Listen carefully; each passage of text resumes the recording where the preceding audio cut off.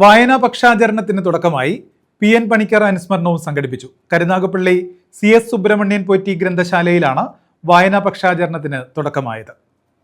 Karunagappally CS Subramanian Potti ലൈബ്രറിയുടെയും town ക്ലബിന്റെയും നേതൃത്വത്തിലാണ് വായനാ പക്ഷാചരണത്തിന് തുടക്കം കുറിച്ചത്. PN പണിക്കർ അനുസ്മരണവും സംഘടിപ്പിച്ചു. ടൗൺ ക്ലബിൽ സംഘടിപ്പിച്ച പരിപാടിയിൽ അഡ്വക്കേറ്റ് N രാജൻപിള്ള അധ്യക്ഷത വഹിച്ചു. എത്ര സ്തുതിച്ചാലും എത്ര പ്രകീർത്തിച്ചാലും മതി വരില്ല എന്ന് മാത്രമാണ് എനിക്ക് സൂചിപ്പിക്കാനുള്ളത്. ഞാൻ ദീർഘമായി ഒന്നും പോകുന്നില്ല. ഇന്ന് ഇവിടെ ഉദ്ഘാടകൻ പണിക്കർ സാറിനെ കുറിച്ച്, പണിക്കർ സാറിനോടൊപ്പം നടന്നവരൊക്കെ ഇവിടെ രാജപിള്ള സാർ പറഞ്ഞതുപോലെ, ശങ്കരപിള്ള സാർ പറഞ്ഞതുപോലെ, ശങ്കരപിള്ള സാറൊക്കെ ഒരു പക്ഷേ അദ്ദേഹത്തിനെ അടുത്ത് പരിചയപ്പെടാൻ മുരളിച്ചേട്ടനും പറഞ്ഞു, എനിക്ക് അടുത്തറിയാവുന്ന അദ്ദേഹത്തിന് ജാഥയിൽ പോലും പങ്കെടുത്തുള്ളതാണ്. അപ്പോൾ അടുത്തറിയാവുന്ന ഒട്ടനവധി പേർ ഇരിക്കുന്ന വേദിയിൽ അപ്പോൾ അതോടെ ഞാൻ പറഞ്ഞത് അതേ പ്രസംഗമാണ് എന്ന് പറയുന്നത്.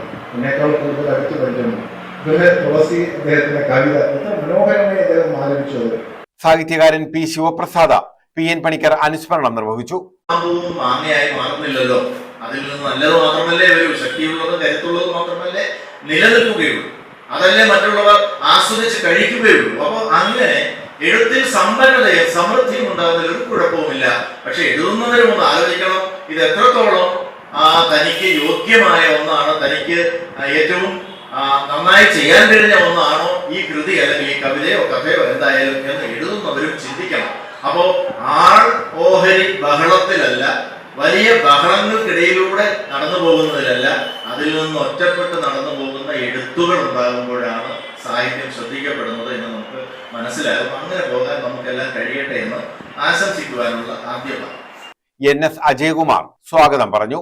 MT Harikumar, Sajitha B Nair, D Muraleedharan, Jayachandran Thudiyoor, Aswathy Aji, Princy Krishnan, Sreeja Gopan, രാജി അജികുമാർ, അനിത കൊല്ലം, ശ്രീകുമാരി, ആദിനാട് തുളസി, S ശിവകുമാർ, PB രാജൻപിള്ള തുടങ്ങിയവർ പങ്കെടുത്തു. ചെരാത് തെളിച്ചാണ് അനുസ്മരണം സംഘടിപ്പിച്ചത്. News bureau, Karunagappally.